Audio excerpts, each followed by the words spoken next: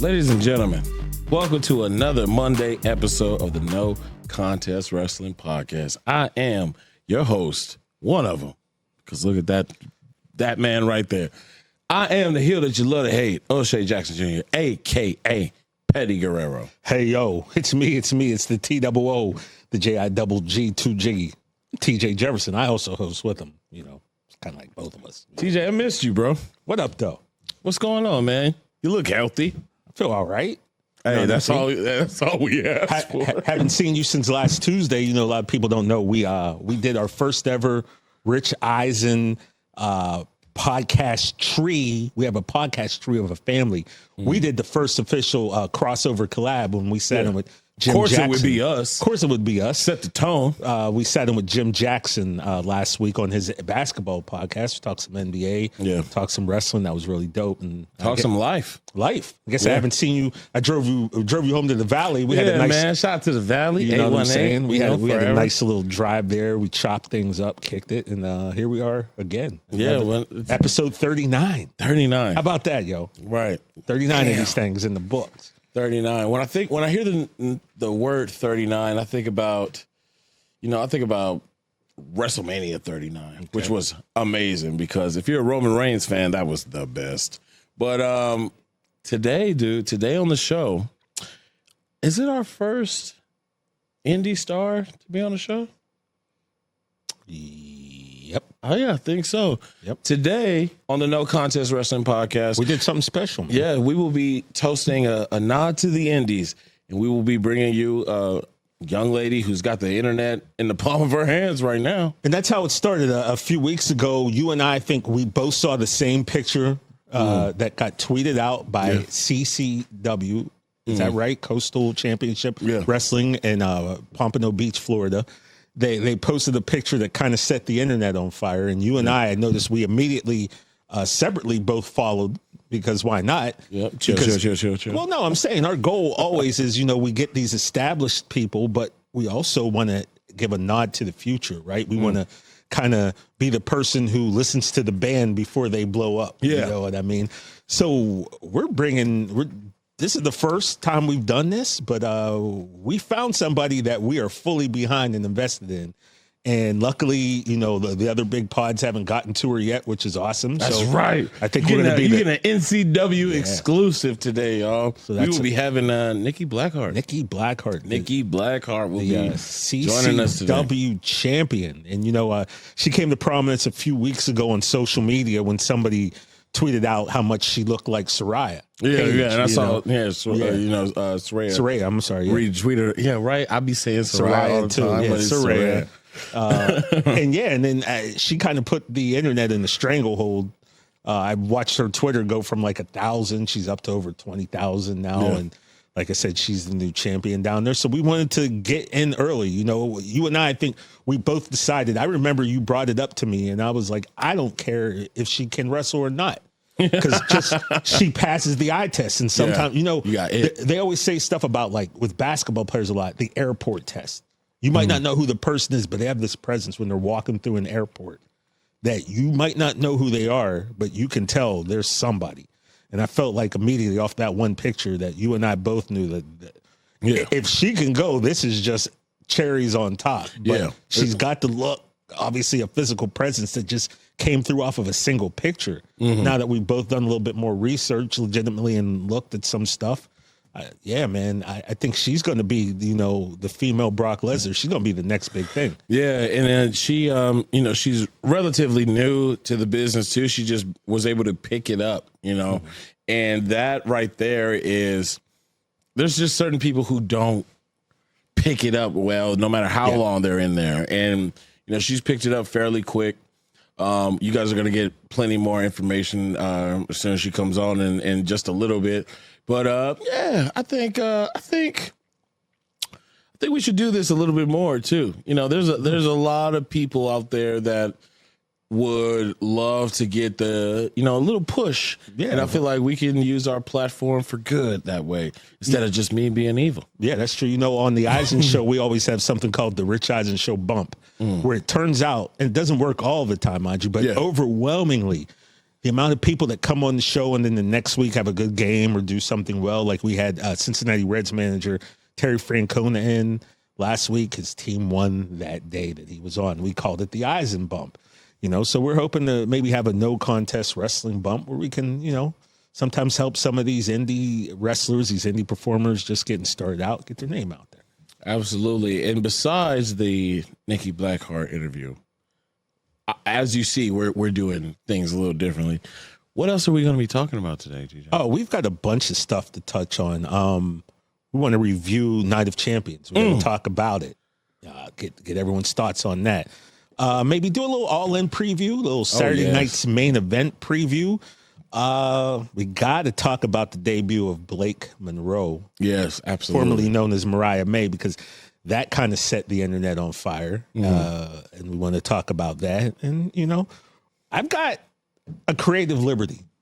Oh, kind of told you about it. He's getting crazy yesterday. He's getting crazy, folks. I have an idea, and that's going to be my Creative Liberty at the end of the show. I have an idea that I think maybe a little storyline that makes sense and could propel WWE into the next decade, and we'll talk about that. But before we get to all that, we got a special guest. Ladies and gentlemen, as promised, TJ, as promised, we have the lady who's got the internet in a chokehold right now. Right. The Power Slam heard around the world. Nikki Blackheart, welcome to the No Contest Wrestling Podcast. Thanks. Thank you so much for having me. Really excited. How are you doing it? So what does it feel like right now to every time you get on Twitter, you got retweets out the wazoo. You got a couple of legends even giving you a nod. How has this whole experience been? It feels very surreal. I'm still digesting a lot of what's going on because, to me, I'm still doing the same exact thing I've been doing this entire time, which is I go to training, I work out. Right. And that's pretty much it. So, and then obviously I log into my phone and there's a whole different world out there. And, it's been an experience, but I'm obviously very grateful for it. Who are some of the, we've seen a couple of people. I know I saw Saraya was one of the first people I saw, kind of give you a nod. And recently I saw the Big Oos, Rikishi. Rikishi show you some love. Who are some of the people that you've seen give you a nod? That are, I would say, also MVP. I got to meet him. I did one of his seminars. Since the day he met me, he was like, "You're going to be a big star," and I'm like, "Okay, I hope so. We all want to hear that." But he gave me a nice shout out. Shane Helms, Hurricane Shane, also gave me, a shout out. And Dustin Rhodes, I saw a lot of people were tagging him on the Power Slam. Oh yeah.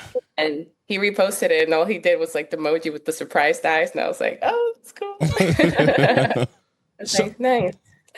So how have things changed? You mentioned picking up your phone within I think it was about 2-3 weeks ago when that tweet went out, which obviously we start following you, had a lot of followers on Instagram. You had a decent amount.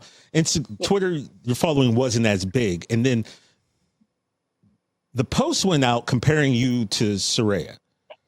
And then it just seemed like after that, you kind of just blew up on social media. What was it like when you started getting those notifications? And were you wondering what the hell's going on?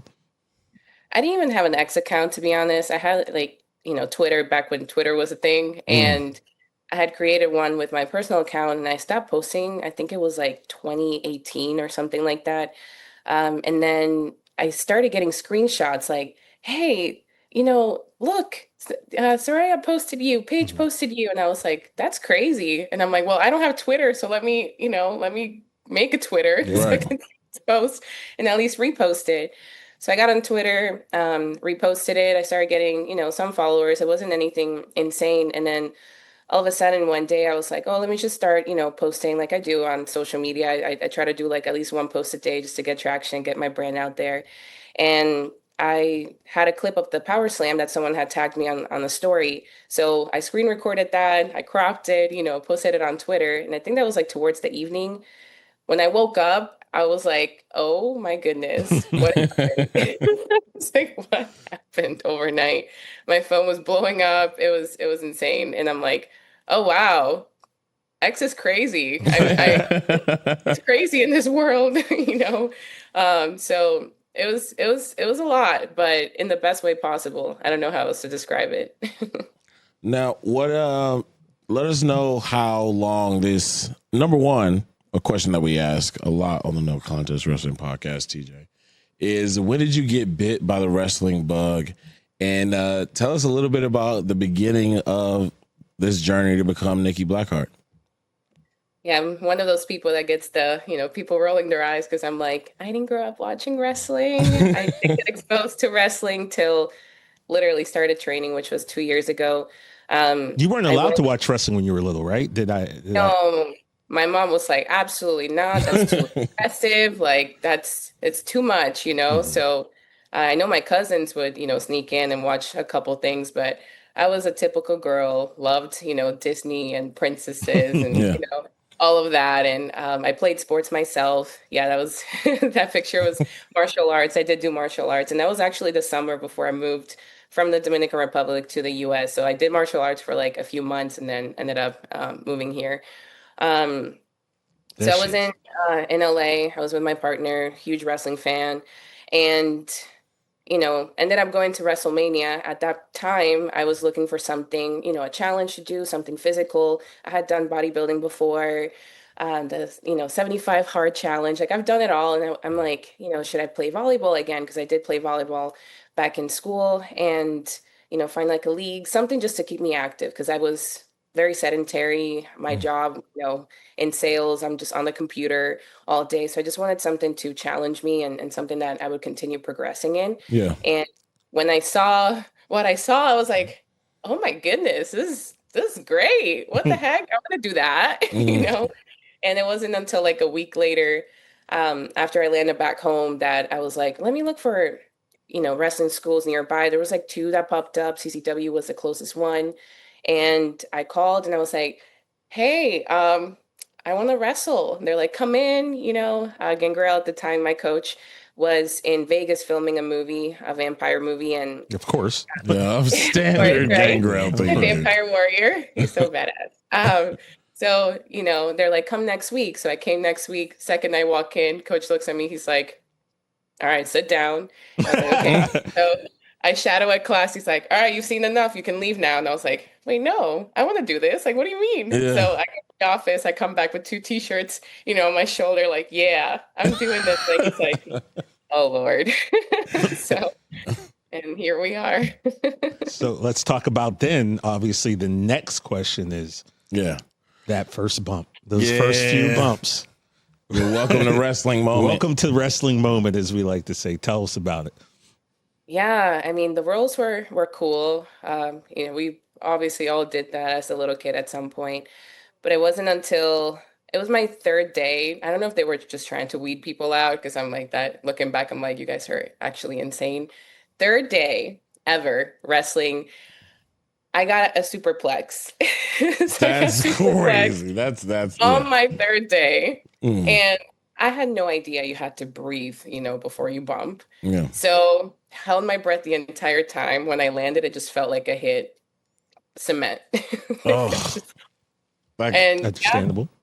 that was my third day. My experience in wrestling, held my breath, got superplexed, and I was like, yeah, this is real. This is what I'm doing. a superplex your third day. You hear Yeah. stories about people getting into wrestling and they don't even get to get in the ring on the Right. third day. Now you're getting Off superplex. the ropes. Yeah, that's Yeah. insane. Now, has there been a move that you don't like taking, or has there ever been a moment where you were like, "Oh man, I gave her all of that one"? Ooh, move that. I mean, if you're, because people are always like, "Oh my God, this is fake," and I'm just like, "Yeah, come into the ring one day. I'll show you a couple things. Let's Right. go." We hate So that there's F no word, move Nikki. that feels Yeah, yeah, great. We hate that F word. There's not one move that feels great. Obviously some bumps feel better than others. So I wouldn't say that there's nothing that I wouldn't take. I know hip tosses usually, are those that are like, it's such an easy thing, but if you over rotate a little bit, you land on your butt, you can't walk for the next like 2 weeks, So I would say that that's one of them, but you have full control of that. And then a move that I've given where I was like, ooh, I definitely laid that in, body slam. When I was Oh, yeah. learning body slams, I might have put a little too much force and actually body slammed people, but you know, we all understand we're learning. I definitely apologized so much. And It ain't yeah, ballet, but definitely TJ. body slams. I remember really, really. Nikki, when you went to WrestleMania 39 at SoFi here, which is 15 minutes from where O'Shea and I are sitting right now, what was the response to you? Like, I can't imagine you made your way around there without getting stopped. People thinking they had to have known you or you were somebody. Of course, you're somebody, but I'm sure you must have caused a little bit of a commotion walking through the crowd. Did you have any interactions with people thinking that, you were already in the WWE or something? I always get looks like that, I guess because like I've always had a different physique than, the average person. I know I'm muscular. I tried being skinny. I love food way too much. I can't do it. So I was like, if I can't be skinny, I don't want to be fat, let's get jacked. I'm just gonna get jacked. Yeah. So that's what I went for. So I always get those looks, people always wondering, I'm like, what does she do? What does she do? So I always get those looks and that picture's impressive right there. Yeah. You should have that blown up in your crib. I'm telling you. Like, yeah, let me, what's like white chicks where the guy just has like a picture, huge picture of himself on the wall. That's gonna be me. No, I haven't. You just walk into my apartment and all you see is me. Just like, Giant I portrait don't have of a big yourself. ego, I swear. But when the picture's that dope, you should have it. Right. Yeah, but people have asked me, they're like, what do you do? And then obviously walking through the crowd, I do get those looks, and I've had remarks of people saying like, oh, you're a wrestler. I'm like, no, I'm just here, Now, So, so 39 that was your first live event that you went to? I was like, okay, yeah, this is it. That's a pretty solid one to go to. Right, yeah. Is there any I know. match that stood out to you? Obviously, the women's, it was Rhea Ripley, Charlotte Flair. That was That's a a match solid that I was one. like, okay, this is it. And still to this day, I look back and I rewatch it sometimes, Um, and yeah, I just remember seeing the reactions, their facial expressions, just everything. And that's when I started realizing that, yeah, wrestling is not just a sport. It is sports entertainment. There's so many more layers to it. And I was really impressed with what everyone was doing. So I think that match really, really stood out. Plus, they're two amazing wrestlers. I mean, very amazing wrestlers. No doubt. You see, TJ, I like WrestleMania 39, and this is just me being a heel 1 second, Nikki. This guy. Because, those Cody fans, man, they just knew. They just knew Roman was going to lose, and he pulled it out. He did. And he went on to make 1,316 days our tribal chief.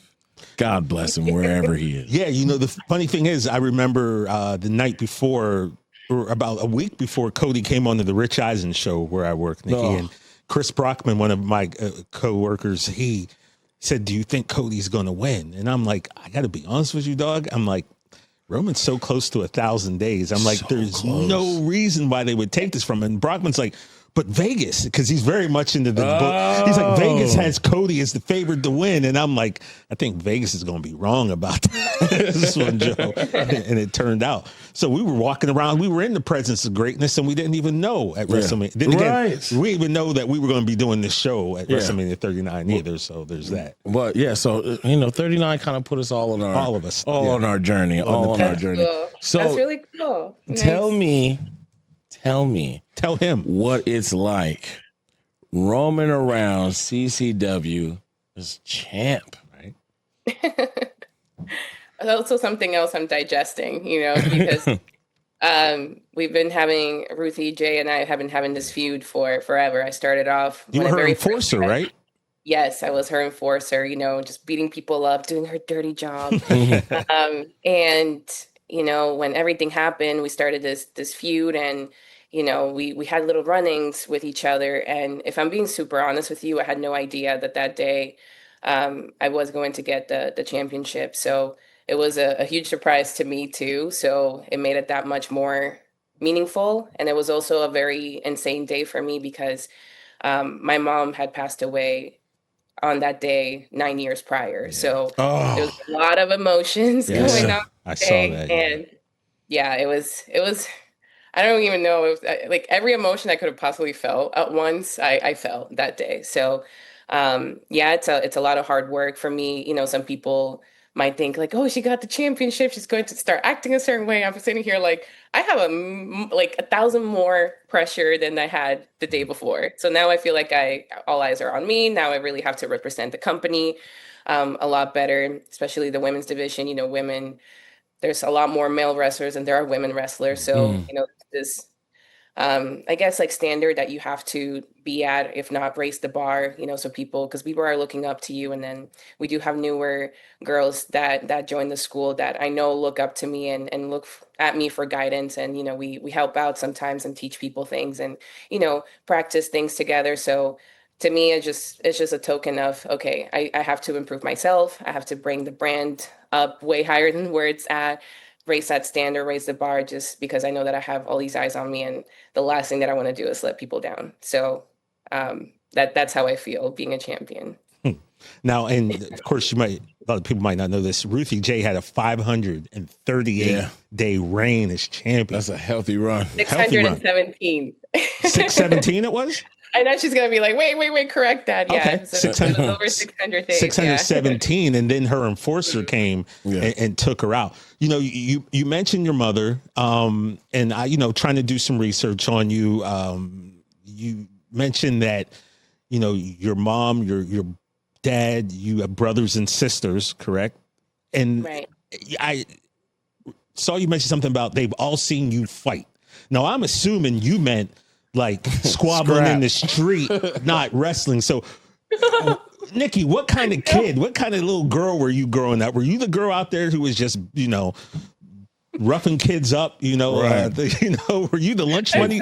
Were you the lunch money stealer? No, I wasn't a bully, I swear. I She actually look at how cute she was. No, come Yeah, on. right. Yeah, you think that thing could hurt a fly? Come on. And is that a Suzuki sidekick right there that you're sitting on? Yeah, so my dad was riding fresh on that. Yo, my parents both had a Suzuki The sidekick. Suzuki sidekick and the Suzuki Samurai in the early Oh yeah, 90s. no, my mom had a samurai. Yeah, that's what I that don't looked even know if like. that was my dad's car. I just know I have a picture on that. I don't even know. I think it was. I could be wrong, but regardless, I'm gonna have to ask. it's a samurai, right? Yeah. Okay. Yeah. So good eye on my part. But yeah, were you the? You just compliment yourself. I did. Why not? Were you?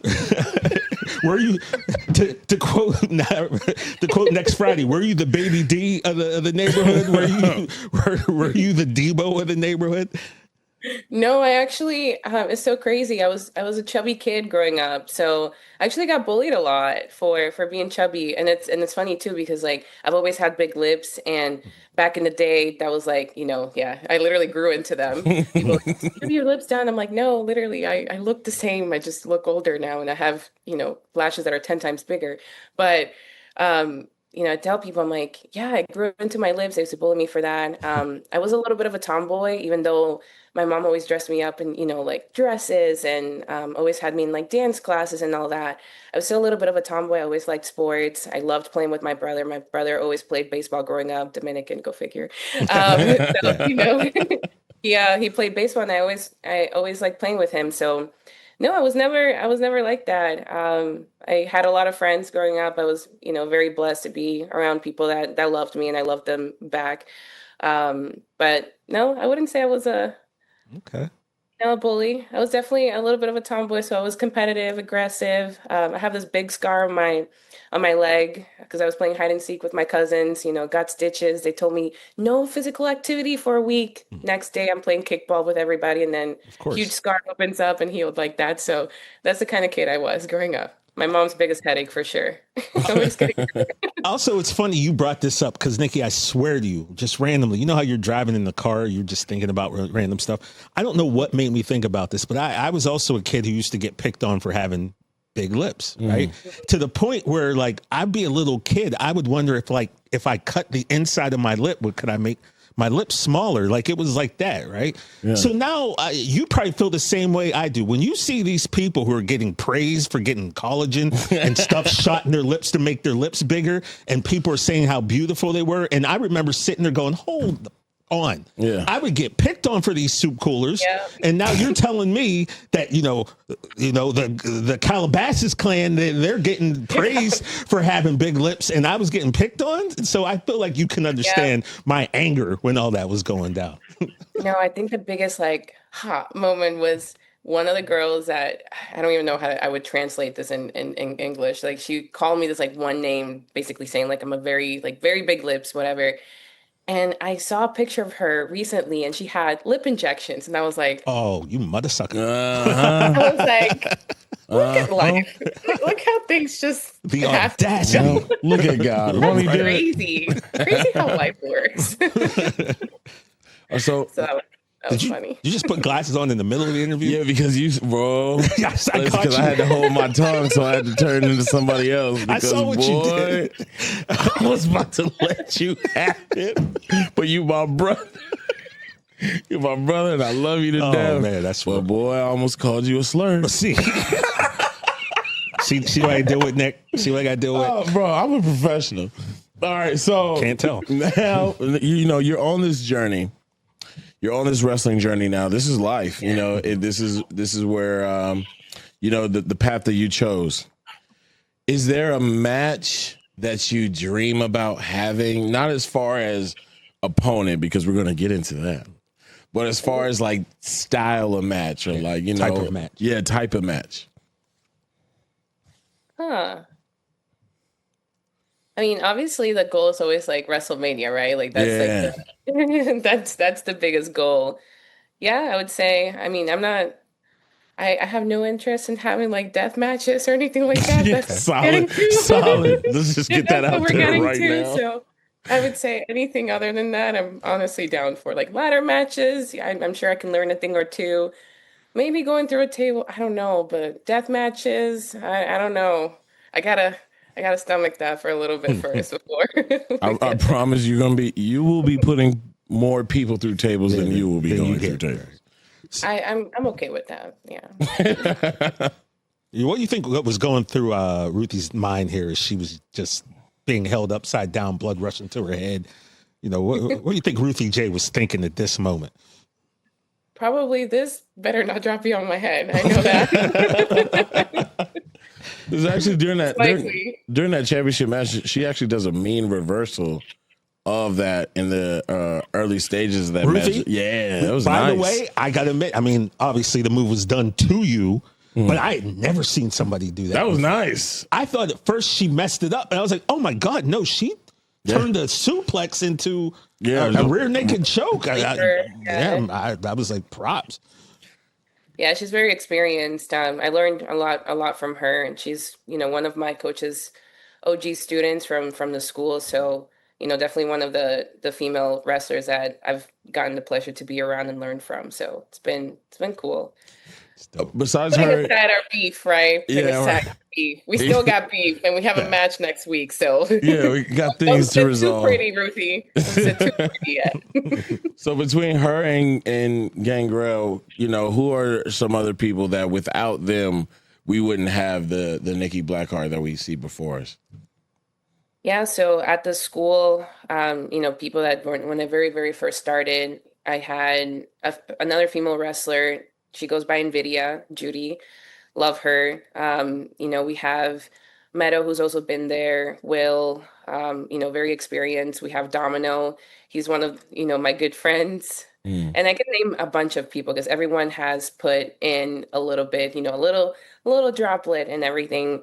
Danny, who's, when he told me when he was born, I was like, oh my goodness. I'm like, he's like, I was born 2008, but I've always been a wrestling fan. So he'll tell me pointers and I'm like, should I be listening to you, kid, or should you respect your elders? Like, I don't know. 2008 is crazy. Yeah, it's crazy. I was like shot in the side. I was like, am I old? What is going Oh on? my Like, I'm God. almost 10 years older than you. But yeah, I mean, everyone's put their part, and we have other amazing students that are there that we get to practice with. Like I said, I could name every single person in there because I've learned so much from them. Joe, Sajoni, there's so many amazing people there that I've learned from, and we get to practice stuff on each other. This stuff is dangerous, so the fact that they trust me with their life, Yeah. at practice, there's no crowd. All we have is a signed waiver and a ring. It's it's a lot of trust to put on people. So I'm very grateful for all of them. Remember, kids, don't try this at home. Don't try this at home. Literally, do not try this at home. And if you do sign a waiver, someone's protected on the lens. So, Nikki, you mentioned Gangrel as your trainer / coach. Now, for those who don't remember, Gangrel, former WWE legend who really brought and helped expose everyone to Edge and Christian back in the day. So I was thinking this today. Character-wise, has there ever been any talk between you and him? Have you ever given thought to maybe, Edge and Christian became superstars in the Brood with Gangrel? Have you ever thought maybe about adopting, especially right now with Sinners being so big? And have you ever thought about maybe adopting that type of character? I don't think, Shay, that we've seen since it's been a while since we've seen a female vampire type character. Is that something that maybe you would consider doing, or have you found your character really? Because obviously you're still new to this, and I would imagine that you're still tinkering and working out and fleshing out your character.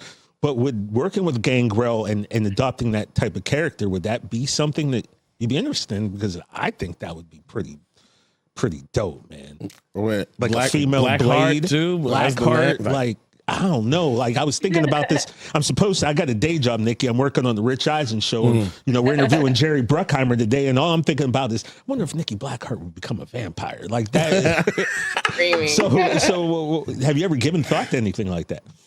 We actually have had that conversation before. I'm not going to say we've have anything solidified or anything like that, but it's definitely been a conversation that was brought up. Even Blackheart was a conversation that I had with him before, because if, for those that know Gangrel, he was one of the Blackhearts. So that was a conversation that I had before. I said, I asked him basically permission, hey, can I use this name? And, clearly he said yes, because hi. Hello. Yeah, but it's definitely been a conversation. I don't know where we're taking it, or if it'll be a possibility for it to happen, but it's definitely been brought up before. I'd love to see it. I mean, I love the look, and I love what you got going on so far. But I don't know, man. There's just something. Literally, I was thinking about that female vampire, a Brood type female, and man, that could be so dope. Especially if he's with you, to kind of introduce you to. She's a former enforcer. Just the presence that you have. Nikki, how tall are you, by the way? Oh yeah, good. 5'7". 5'7". Okay, I was thinking about 5'6", 5'7". Yeah. Would you measure from a picture? How bro? How are you seeing this? Because when she stands by the ropes, I kind of gauged from YouTube videos. See, this ain't a game. I don't do this for fun. You listen know this. To the man. It's not a game. Experience right here. You know what I'm saying? No Contest Wrestling Podcast. He said he's a professional. He said it twice. He is the best in the world. This is what I do. This is what I do. Now, you got dream matches? Is there some people in your head you're like, man, it'd be cool to get in the ring with them?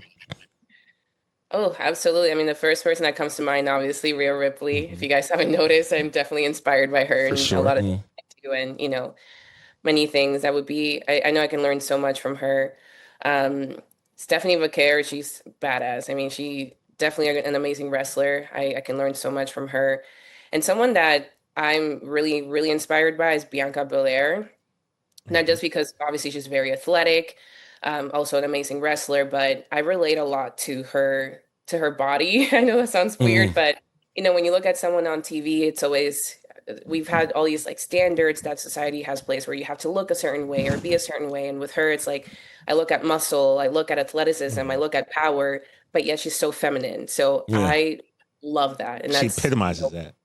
absolutely. I love, also wanting to embody that because obviously I do enjoy muscles. I do enjoy going to the gym. I do train athletically. So, and I still want to remain feminine in the best way possible. So I look at her and I'm like, definitely an inspiration. So, Yeah, Bianca's awesome, man. Bro, that's on our never boo list. Yeah, she's on our we will never. She was a guest, I think, I don't know, episode 10 somewhere around there for us, and we decided that no matter what, if, like Shay said, if Bianca bad, we all bad. Yeah, I'm bad. If Bianca say F y'all, and then I'm sorry y'all, but y'all gotta catch this bird. Right. So we were lucky enough. We were in Fanatics Fest in New York last week, and we had a chance to meet her. We'd only met her over Zoom, so it was really cool to kind of. Sorry, we didn't get a picture, but it was just even better that we had that walking to our show. We had that moment with her, and we kind of got to chop it up. And it's always cool when they recognize us. Obviously, they recognize you more than me, but still, stop it. It's still like it was cool. We got to chop it up, and we told her about never booing her. And never. I said, look, you could go to my house and maybe assault my mom, and even then I might be like, Mom, what you do to Bianca? And she started cracking up on that one, and then I think I left at that point. I was like, all right, I'm leaving on the high note. She told me that she sees how I cuss people out for her on Twitter, Nikki. ooh, So you hear that, you guys? Fuck y'all. Anyway, so I mean, you got everything in your hand right now. You got the ball. You got eyes on you. Even, by the way, somebody else who I see follow her is friend of the show, Mark Henry, who is an important person. Yeah, he's got in that. Speaking of Bianca, he's the one who discovered her, saw her, and went, "Yo, come here." So yeah. So if you got those eyes on you, you're doing it and doing it and doing it well. Is there some advice you can give to anybody trying to come up in the business, or things that they should look out for that you've run into these first 2 years? absolutely. We'll get real here for a second. Obviously, with a lot of support comes a lot of negativity. And I realize that that's not something that only happens, obviously, in this industry. Is going to happen in every industry. I've dealt with it in sales. I've dealt with it in school. I've dealt with it in, a different locker room. Like when I was, I worked for the Florida Panthers, the NHL team, and I still dealt with stuff like that there. You're always going to get negativity, especially when you have a lot of eyes on you. People like to judge before they get to know you. A lot of people want to be right about you, because a lot of the times people compare themselves to where you're at, where they're at, and, you had less and you did more with it. And sometimes people don't like that. My advice is you got to keep going no matter what. Obviously, I do get in my head a ton about certain things, but, luckily I've been in situations where I've had to develop thick skin, and all that just prepared me for the type of attention that I'm having. And, because with the good also comes the bad. I see the bad comments. I see she's on the gas, or she, That's crazy. Can she wrestle? Can she wrestle? Can she do? And, I'm still learning. I'm humble enough to know that I have a lot to work on, but I'm also confident enough to know that, I have put in so much work in my life in different aspects to where if I do have an opportunity that presents itself, I'm going to try my best to make the most out of it, because I know you only make one first impression. That's all you get. And I just want to make sure that, everything that I do it well. I'm that type of person. It's like, if I have a goal, if I don't reach the top of the top, then I failed in my eyes. But fail fast, so you get that out of the way, and keep going, because at the end of the day, a lot of people are going to have a lot of opinions about you, but at the end of the day, it's what you think about yourself, what God thinks about you, and the work that you put in, no matter what. So that would be my advice: is fail fast, and just run fast and break shit. Better start sprinting, That's a solid response. Well, you mentioned that, people want to judge you. They want to be right about you before. I'm gonna be honest with you. We judged you before we met you. And we want to be right. We want to be right without you. We said she has it. And okay. I was like, I said, what are you guys saying about me? Oh my Yeah, we was goodness. talking shit. Nah, but I mean, You're 15 minutes away from SoFi. Hold on, let me find y'all. but now, we want to be right because, like I said, we saw you and immediately we were like, she's got it. Whatever it is, she has it. And I told Shay, I'm like, even if she can't wrestle, like even if she doesn't know how to wrestle, that can be taught. Your look, your presence, that is something that can't be taught. Yeah. You know what I mean? That's a God-given. That's something that you worked on in the gym. And I know we both are, now fans and we're hoping for the best for you. Let us ask, or have any of the major companies, have they come knocking yet? Have they been sliding through the DMs? What's going on with, and not that we want to get you out of, where you're at now, Right. but obviously we're doing our work as media, and obviously, like, look, let's just be honest. You're destined, I think, for the big time. So, have either of those companies been in touch with you? No, they have not been. I know that there's been conversations with, my school and, our promoter. There's been communication that's been happening. Like I said, I want to be ready when things do happen. And I don't want to just be another pretty face that can't wrestle. I don't want to let my coach down. Again, girl would freaking murder me if I go out there embarrassing him on TV. He would literally kill me. Okay. So I'm not trying to have that happen. Yeah, we don't want that either. No. And he spends so much time, and I mean, 3 times a week going to practice, going to the gym, at the end of the day, it's like, if I don't learn, that's on me, right? But I also want to make sure that, if my coach spends so much time teaching me, that I maximize everything that I'm doing and that I actually learn. Am I going to learn everything, being someone that didn't grow up watching wrestling in a year? Absolutely not. But what made me feel better about everything is just watching those interviews with the mega stars that are on TV right now. And they said, even when they started, they didn't know everything. And look at where they're at now. They continue evolving, they continue learning. And I feel like, as long as you improve, you continue learning, you keep adding things to your arsenal, then you're going to be successful no matter what. And that doesn't just apply to wrestling. So that's the mindset that I'm going into it with it. So, if it's meant to be, it'll happen. And if not, then, at least I had fun with it, I guess. I got news for you. I don't see this not working out. Right. I gotta be honest. You keep the head that you have on your shoulders, especially, and work ethic is right now. You are in a position where you got a little bit of stardom. You got a little bit of light on you.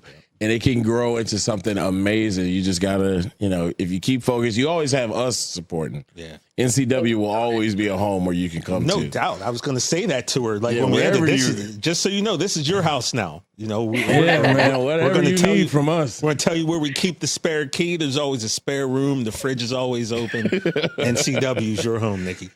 So I really, really appreciate that. Thank you so much. Now, a question that we usually ask, you're fresh, so we might end up asking her this a few times. I got a feeling this is going to be the first of many sit downs with her.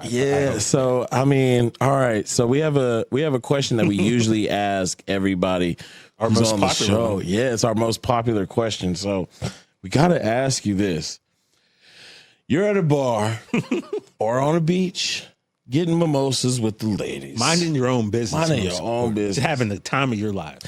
And there's 50 chicks in this bar or beach who they don't like you. They're not a fan of the Blackheart. Okay.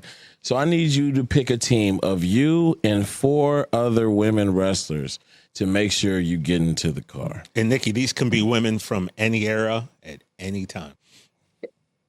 Yeah, I mean, obviously the first 2 that come to mind, Bianca and Rhea Ripley. Solid start.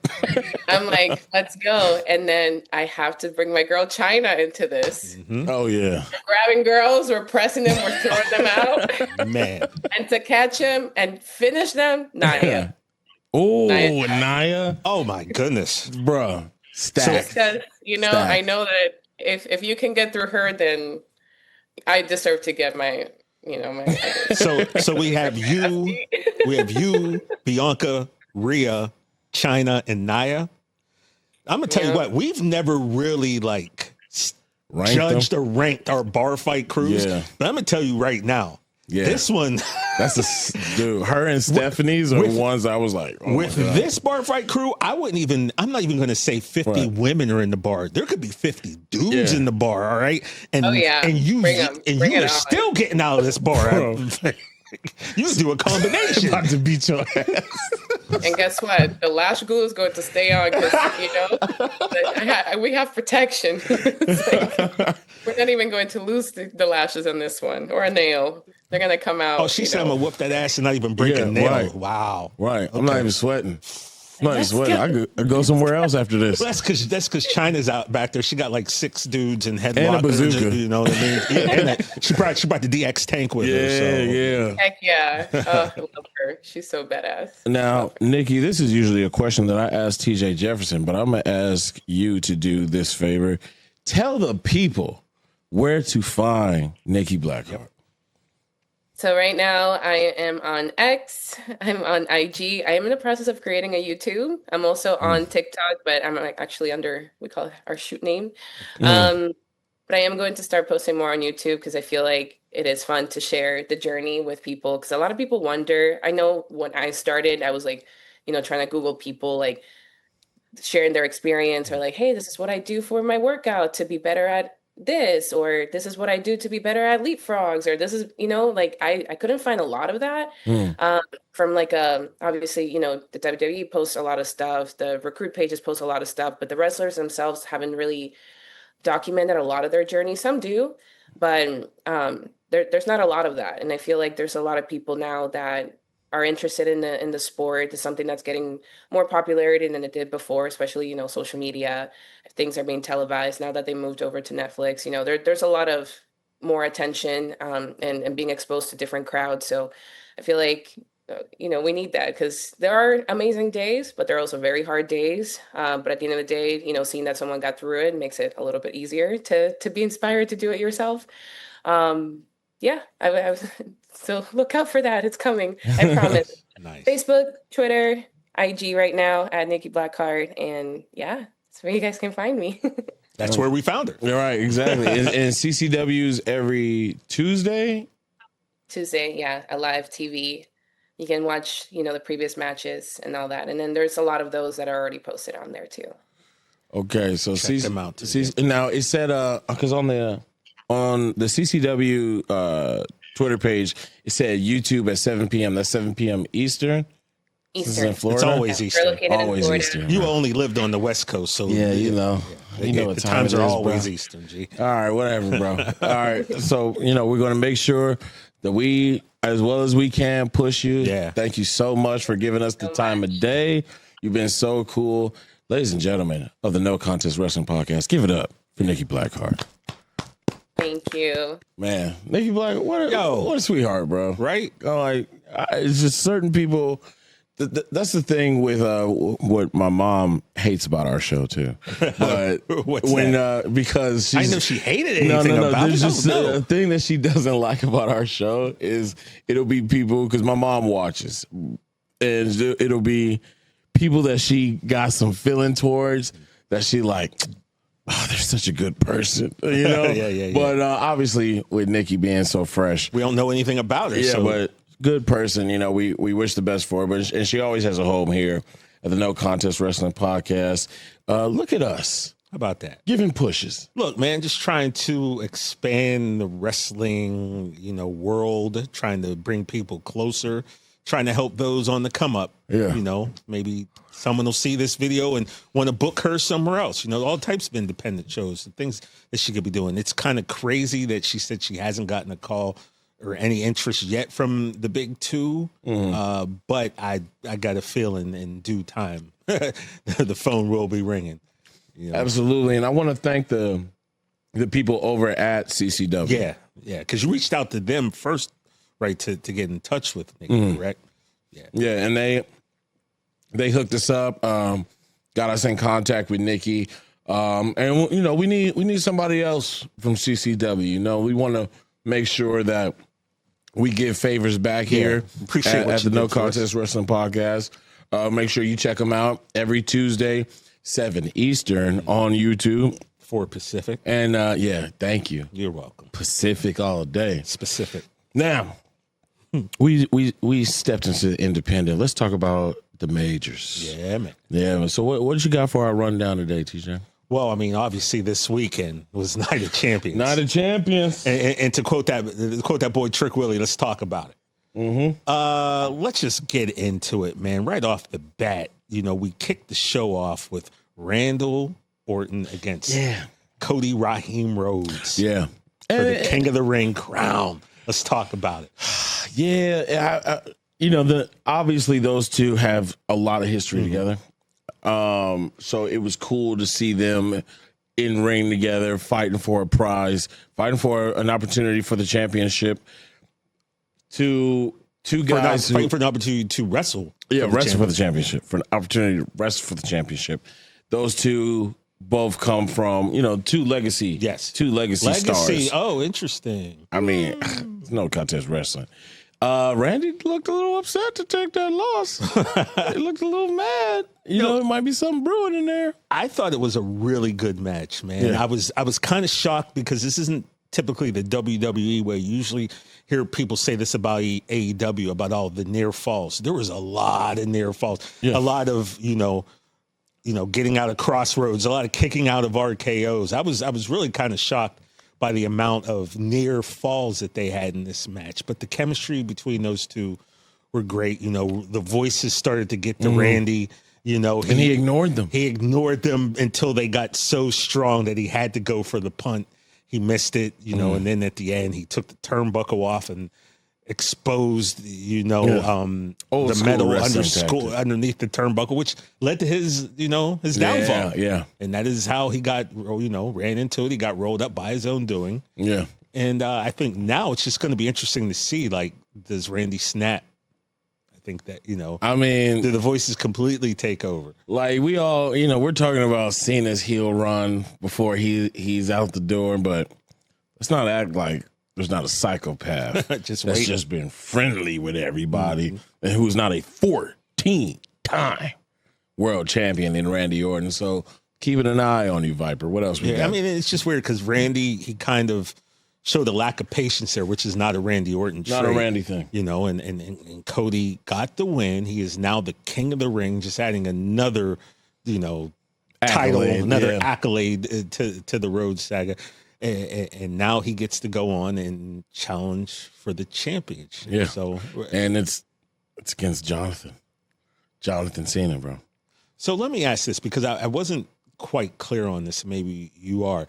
The King of the Ring, they, much like Money in the Bank, do they get to choose the champion, or is it the champion of the show that they're on?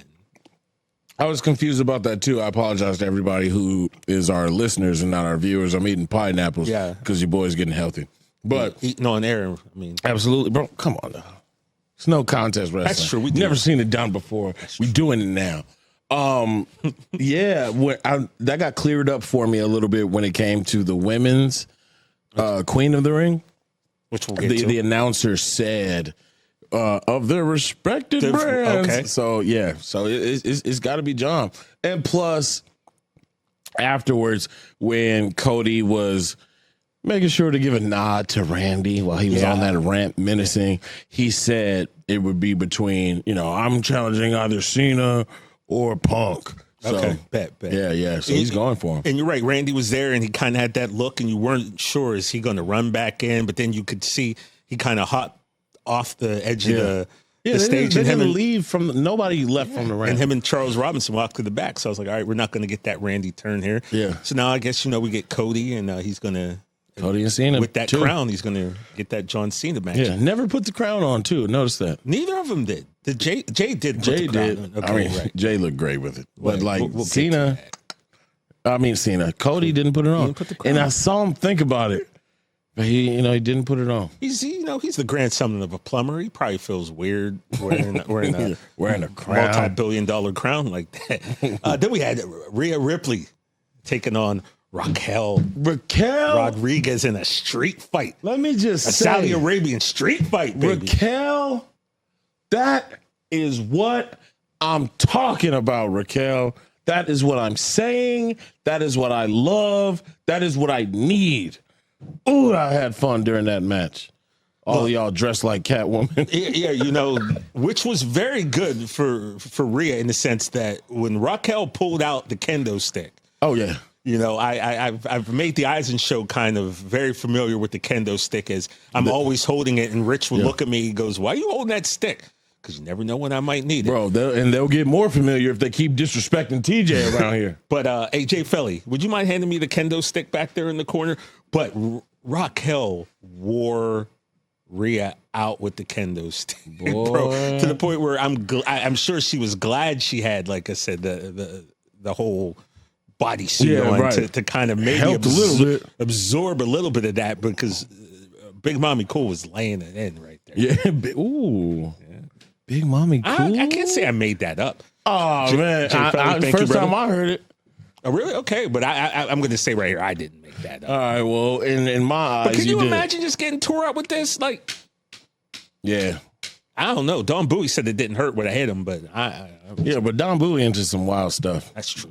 But yeah, it was a great match. I loved it. I did. It had the the right spots of intensity and also storytelling as far as the Roxanne interference. Roxanne comes out, trying to help. And I think that's what kind of got me a little bit was, Rhea kind of overcoming both of them. Yeah. Like, it was a match that I don't think Rhea, surprised too, Rhea necessarily needs that dub because she's so stupidly over. It's ridiculous.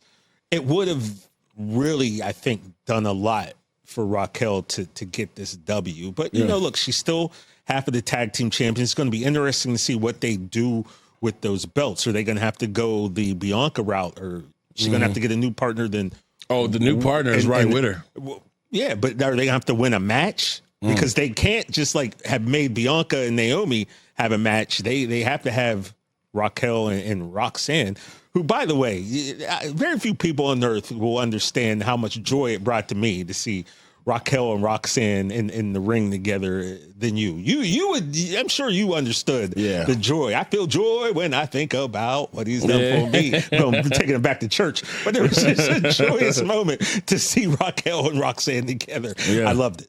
I loved it. Raquel and Roxanne, it just worked. Kind of sounds good together. Right.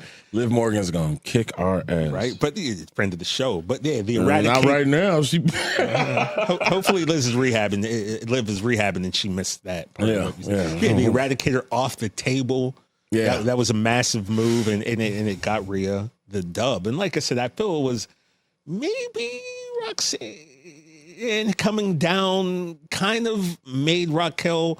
I don't want to say it made it look weak, but you had outside interference and you still couldn't get the job done. That's why I kind of thought that maybe she should have went over. Yeah, and the thing with these Saudi shows, a lot of it that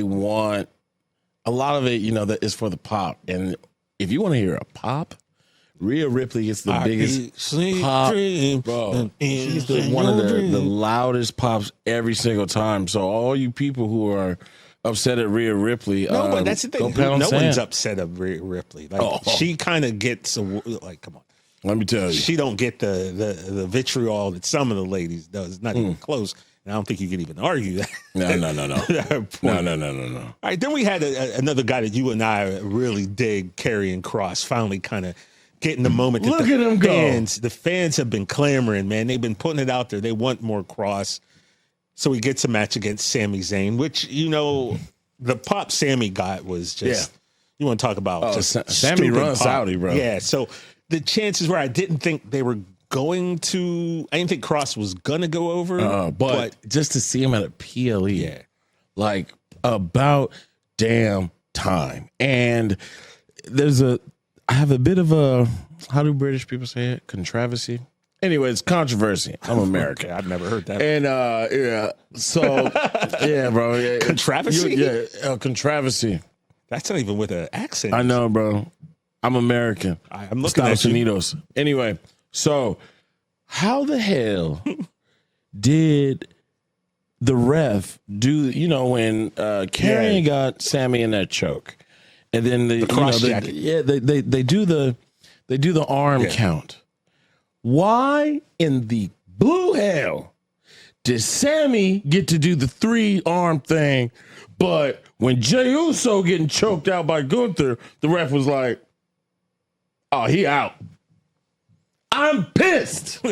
I have been bamboozled, run amok, run astray. And I'm not going to take this shit, all right? Why didn't Jay get that? Why? I know he lost. I know he was in the cards. I know what I'm looking at. But I mean, man, I was like, oh, Karrion won. What? He gets 2 more. Well, that's how it should be, you know. Bro, yeah. That's why I have such outrage. Outrage. Shout out to Rikishi. I'm sorry. Right, so I had to get that off. I don't know if you saw on Twitter, but I tweeted that. It's got a lot of traction right now. Everything, for some reason, everything you tweet on Twitter gets a lot of traction. Cause man, I be knowing. All right. Then we got up the United States Championship match. The Samoan Werewolf Jacob Fatu took on Solo. Bro, Sikoa. Fatu on Fatu crying. And I'm telling you, man, it's kind of wild because now this match saw the return of, you know, a man we haven't seen in a while, and the debut of a man that we've heard has been coming for quite and it's not Veer. No. And it's not Veer. Okay. Shout out to Veer Mahan. You know, let's talk about it. I ain't man. never seen somebody need 2 surprise interferences. That was crazy.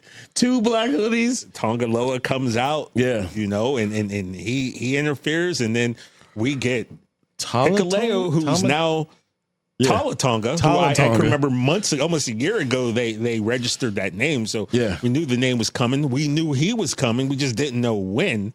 And then, you know, you have this 6'8", 6'9" monster who comes out. And, you know, he snatches Jacob off of a pin and looking like a stretched out X-Pac. so it's Talatonga, Tongaloa, and Tongaloa. Yeah.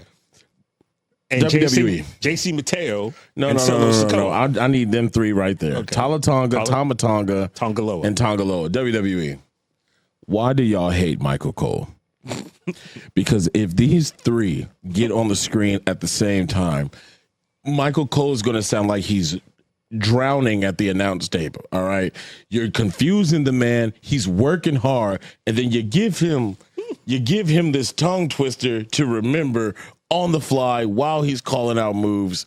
What is the issue with Michael Cole? Michael Cole, here at the No Contest Wrestling Podcast, we're praying for you when it comes to them 3 names. My God. But yeah, so Jacob couldn't overcome the odds. He loses, and now Solo is your new United States Championship, his first title on the main roster. You know, he had that North American title in NXT for a cup of coffee. But now we're going to see, now he's got a crew with him. Yeah. What's Jacob going to do? Who's Jacob going to reach out to? Like, you know, Big Jim? Yeah, you know? Big Jim for sure. And then who knows? Who else? There's another Anoa'i out there, but there is another Fatu as well. Yeah, but I don't think he's quite ready yet because obviously he's not with the company. Yeah. So I don't think.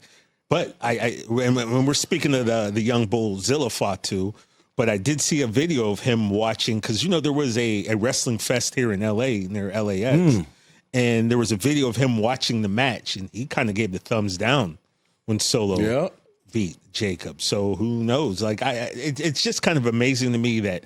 It's amazing to me that AEW didn't sign Jacob Fatu when they had a chance when the Bloodline story was coming. Yeah. Like, I would have snatched him up, and I would have snatched up Zilla, so it's kind of interesting to see who's going to get the son of Umaga. And I could see him booing Solo because, you know, I bet you that Zilla feels about Solo the way Soulja Boy feels about Drake. Word for word, bar for bar. He stole his whole flow. His dad's thumb, the spike, like everything. So I can see where, you know, Zilla is probably not the biggest Solo fan, you know. Ooh, that's a good story purposes. Right there. But we'll see. But, you know, I'm Solo, the entertaining Solo right now. And we talked about it. So it's hard to take him. I can't take him seriously now because whereas he was menacing before, now homeboy's just making me laugh. Right, bro. He's such He's just making me laugh so much. What is that? Four letters, one word. Stop. Dude, he's so damn funny. Solo's funny, man, and so it's going to be interesting to see. But Solo got over really quickly when he made his, main roster debut. So now it's going to be interesting to see with people behind him. He's got a title. He's got gold. He's got gold. He's got a crew behind him.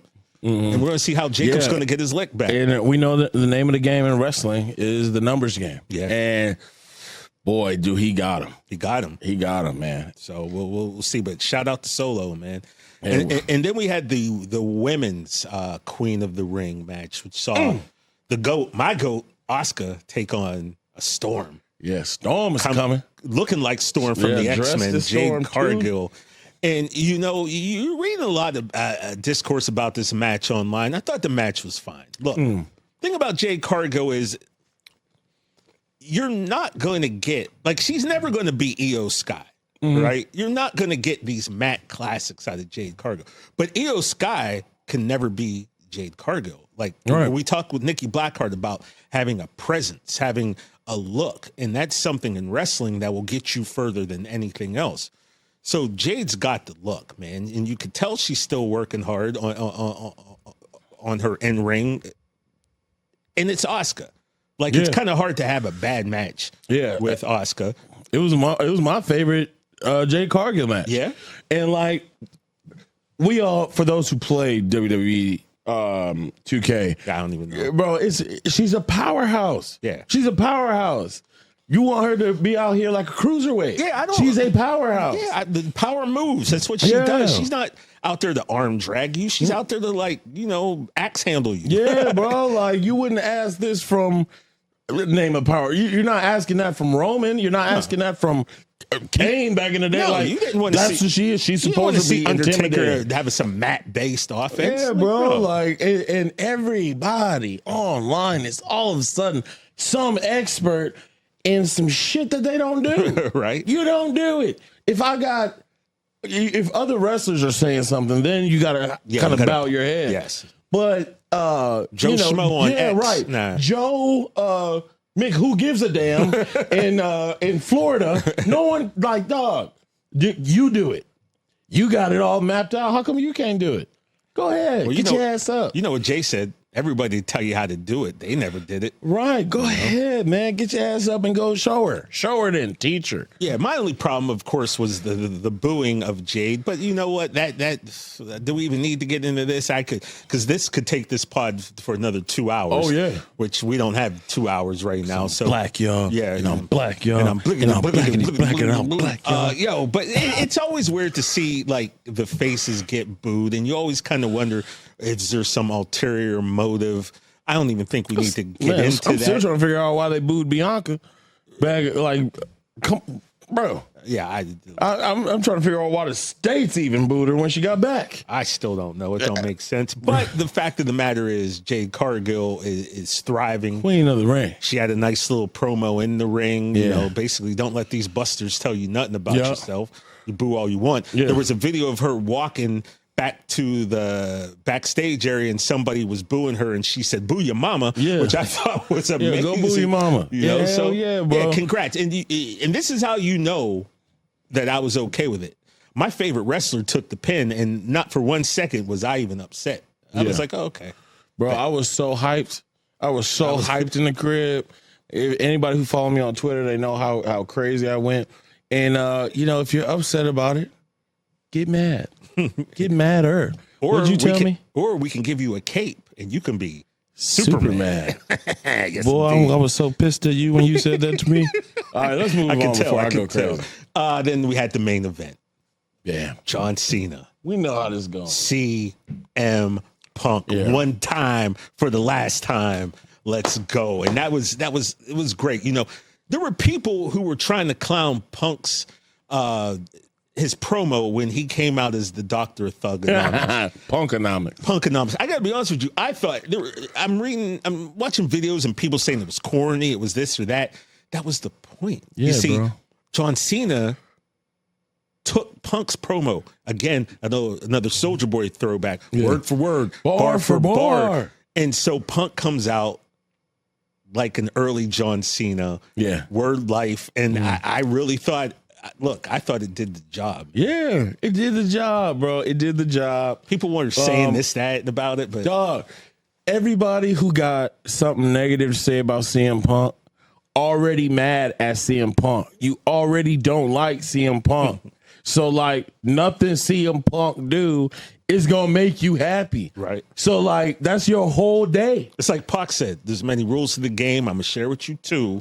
No, people gonna hate you for whatever you do. Whatever you do, bro. No matter CM what. Punk could run into a building that is on fire and save all the people in the building, and they'd still be like, well, yeah, let that building burn down. I mean, you couldn't have saved the structure. Right. Yes. This I forget my brother's name, but he had the greatest quote about LeBron James ever, and I'm going to use it for CM Punk. If CM Punk walked on water, they'd say it was because he couldn't swim. Okay. Like, I get it. Y'all hate Punk. Y'all are not like, pick a new joke. Right. Pick a new joke. Sorry. That's my friend. But that's guess number one. I had a fun time with Another that match. match. A lot of deer falls. Yeah, bro. You're assuming how many AAs can this man kick out of? Just ate them. My God. Yeah, it was a lot. And just when you think like, all right, this is going to be a fair one. Cena gets the belt. Remember though. Yeah, but then Seth has to come and burn Before it down. that though. He had that moment. So he had that moment where he took Tossed the belt and he was going to blast him, and he was like, tossed it. Not like this. They hugged, and then that look, bro. I was in the crib like, you son of a bitch.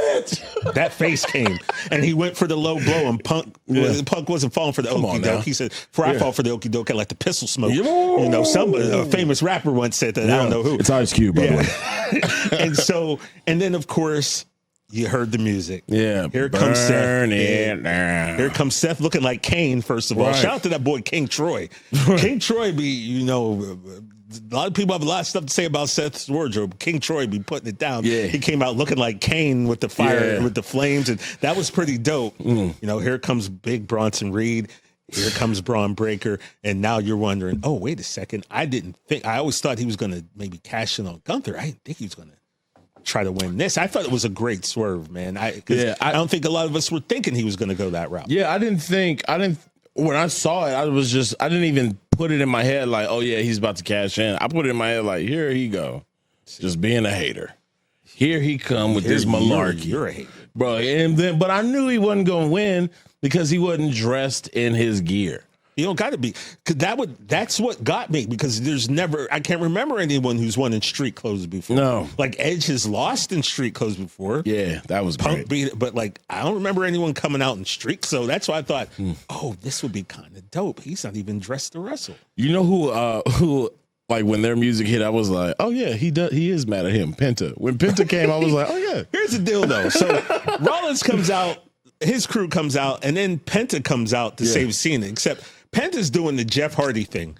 I remember once on TNA, Matt was getting beat up, and Jeff came out to save him. Or maybe it was AEW, Jeff over there. but Jeff had to hit it. Dum, dum, dum, dum. And meanwhile, Matt's just getting the crap. And Jeff's at the top. Boom, boom, before he runs to and Penta's got to get his little these thing. pictures off, baby. 0. Man, like, and so he's doing his thing. It's like, Penta, please. Penta, go help this man.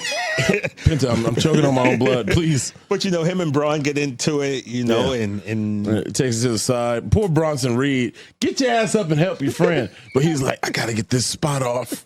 I gotta get this spot off. Yes. And then, obviously we digress. Cena ends up getting the pin.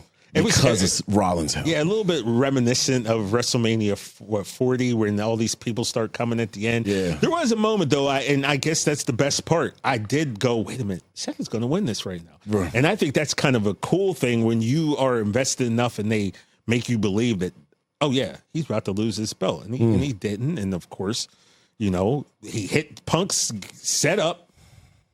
He gets hit with the briefcase, then gets curb stomped, and then gets chucked out the ring, and Cena gets the pin. And, he walks up to the ramp with that little smile on his face, and it kind of makes you wonder, man, like, there were cheers. Yeah. So is this heel thing really? I don't know, man. I don't know anymore, Shay. He's still a heel, though. Yeah, he's still a heel. Fighting. It's like he's fighting an inner demon. It's just so weird because it's goodbye. So like there's a lot of thank you Cena's going on right now. And by the way, just for anyone to know, it's the Capsule Corp logo on my jacket. I was wondering what that was. Yeah, it's a Dragon Ball Z thing. Yeah, see, I don't know about that. Real stuff. But yeah, I mean, real stuff. Happy. I'm happy that John Cena's getting love. Who the hell cares, dude? So now we got Cody versus Cena. Cody versus Cena, yeah. SummerSlam. Yep. And we're going to see. But, I called you yesterday from the car. Mm-hmm. I was driving home from downtown, and I kind of had this epiphany. I had a creative liberty. Oh, my. Okay. I didn't know we was doing this today. Might as well. Just knock it out real quick. Let's do it. I started thinking about the end of John Cena's run, right? And I thought to myself, there's got to be a better way. And I shared this kind of with you yesterday, but here's my better way. The Cody Rhodes thing, even Jey Uso, right? They've been champion. They're already made men. Plus, they're already up there in age a little bit, right? So the idea, I would think, would be to make somebody off of John Cena's name that you can put as a main eventer for the next decade, right? So I kind of had this idea, right? John Cena brings back an open challenge after he dispatches with Cody, dispatches with who else? He's got, 2-3 dates left, and he decides to have an open challenge. And a man answers the open challenge. And I'm not sure which way would work better, but basically I'm thinking this. He comes down, he has a competitive match with John Cena, and he beats John Cena. Non-title match, which flips John Cena out. And now John Cena's like, yo, I'm not going out like that. I'm going to give you a title shot, and I'm going to beat you to show you it was a fluke. They have a championship match. This man goes in and Brock Lesnar's John Cena, meaning he completely, in the rematch, demolishes John Cena. Puts him down. And we've got a new undisputed champion. Okay. And that man, who is now a made man and will go on to be a main eventer for the next 10, 12 years, is Oba Femi. Oh. Why not have Oba Femi be the wrestler, the ruler, who comes and puts John Cena down, takes the belt from him. So now he's NXT champion and WWE. Same time. At the same damn time. Oba Femi should be the man to dethrone John Cena and retire him. Send him off into the sunset. And now, like I said, you've got the ruler, and he's the man for the next 10, 12 years. You heard it here first. If you heard it anywhere else, you heard it there worse. TJ Jefferson. You like that? I love it, bro. Yeah. I'm an Oba Femi fan. Of course. Only person in the history of No Contest to be on here. Two times. Count it. 2 times. I'm going to go get the papers. Get the papers. Yeah, bro. So shout out to Oba, bro. And so I remember when I called you yesterday and I just got a little bit out and you saw where I was coming. Yeah. You kind of lost it on the phone last night. Yeah. Oh, yes. Oba. He's talking about Oba. Like, Oba. Could you imagine? Yeah. Boy, the time I would have on Twitter. Because, like I said, if Cody's already a made man. He's already a main eventer. Yeah. Cody's going to be champion again. But you want to have that legend make a new legend. And that's what the business is about. That's what creative liberties that we take are about. All right. You got to stamp it, certify it. TJ Creative Liberty. Oba Femi. Oba Femi should I be love the that. one. Yeah. I love that. What we got next, bro? All right, so lastly, before we let everybody go, the former Mariah May, a.k.a. Blake Monroe, made her NXT debut, and it caused a lot of commotion on the Twitter machine because she made her debut a few days ago in Florida at an NXT show where there were about 700 people in attendance. Now, the discourse online was the fact that you have Blake Monroe, who was a former women's champion in AEW, who, had she stayed with the company on July 12th, would probably be at All In and having a main event type match with another superstar, be it Toni Storm or Mercedes Moné or Willow or Chris Statlander or whomever. And instead, people are kind of like, look, now she's wrestling in front of 700 people, making her NXT debut. And so, you know, it's a discourse that was going on online. So I figured you and I need to kind of chop it up, and I wanted to get your thoughts. Yeah, dude, like, people have to understand. I get people's their worry, you know, or just them questioning the move. And I understand that, you know, you got the number 2 company in North America. What did you say, the world? Probably the world. Yeah, sorry, but the number 2 company in the world, and you are one of the top names in that brand. Mm-hmm. You just lost the title, and they're willing to give you the world. You're already established over there, and this, that, and the third. This is this lady's dream. Yeah. This is what this lady wanted to do. It's no disrespect. She wanted to do this. It is a different style than where she just came from. The best way to learn that new way of doing things is to go through NXT first. Mm-hmm. No one thinks Mariah May, Blake Monroe, whoever is going to stay in NXT. We know where she want to go. Mm-hmm. There are people over there right now on the main roster that they have a plan for right now. You still got your Rhea's there. Vicaire just got there. Julia just got some gold. Like, also we had Stephanie on the show, and she chose NXT. Stephanie Vicaire could have went to the main roster. She chose NXT to learn the WWE style of doing things. Yep.